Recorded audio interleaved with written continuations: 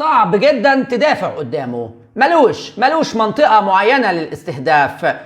لاعب قادر ينتج ويكون حاسم في اي مكان في الملعب. شابوه ايمن حسين. اهلا بكم ابو طبر ايمن حسين. فكرة ان انت يكون في لاعب عربي بيهاجم المساحة كويس، بيهاجم من العمق كويس، محطة كويسة، هيدرز كويس جدا جدا جدا، كمان في مراحل الاستلام والتسليم فوق الخيال، بينفذ مراحل الضغط بامتياز في الخط الامامي تحديدا، بيبدأ معاك من الامام. ظهرت في ماتش فلسطين في الشوط الاول تحديدا، افتك الكرة اكتر من 3 مرات واداك الحيازة واداك الافضلية واداك الاريحية. بالتالي ايمن حسين مهاجم محترم جدا. من وجهة نظر الشخصية لحد اللحظة دي تحديدا، أيمن حسين مش متقدر بشكل كافي مع ناديه الخور، لأنه باختصار شديد للغاية يستاهل قد الخور 10 مرات دون أدنى شك. أي لاعب كرة قدم في العالم لديه قدم قوية وقدم ضعيفة، فبالتالي في مناطق معينة في الملعب ما بتبقاش مريحة بالنسبة له، في مناطق معينة في الملعب ما بيعرفش يتصرف في الكرة لما تكون تحت الحيازة. أيمن حسين الوضع مختلف، ما بيتضايقوش وضعيات معينة، بيستمتع وبيبدع في كل وضعيات اللعب. أيمن حسين تحكم الكرة تحت الحيازة مذهل جدا، بدون كرة بيعمل حركة مائلية وبيتحرك من العمق للطرف تحديدا في اكتر من كرة بامتياز. ايمن حسين لما بتكون كرة عرضية وبيعرف ياخد الخطوة على القريبة بامتياز.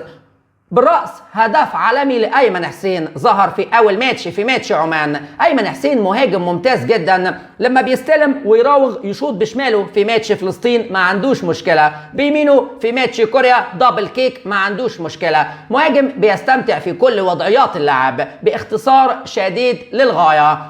أيمن حسين أحد أكبر المؤثرين على منتخبات بلادهم في الآونة الأخيرة دون أدنى شك. أيمن حسين من أكبر نسخ المهاجمين العرب اللي اتشافت في كرة القدم في الآونة الأخيرة حول العالم. أيمن حسين مرعب جدا، مؤثر جدا مع منتخب بلاده. تخيل عزيزي وصديقي المشاهد، مهاجم كلاسيكي أصيل بيستمتع ويبدع في كل وضعيات اللعب. أيمن حسين من وجهة نظر الشخصية بيتعامل مع أي سياق أرضي أو هوائي بنفس الكفاءة بامتياز. فينشر داخل الصندوق أقول لك إيه، دون أدنى شك فينشر خيالي، فينشر عالمي، والله العظيم يستحق اللعب في أقوى دوريات العالم دون أدنى شك.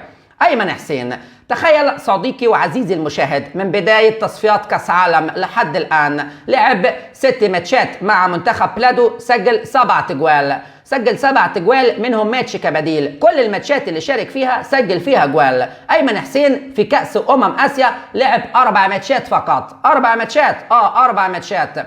المنتخب العراقي خرج من الدور الثاني، تمام. تخيل ان ايمن حسين سجل 6 جوال، سجل في اندونيسيا هدف، في فيتنام هدفين وهو بديل، سجل في اليابان هدفين وفي النشامة هدف.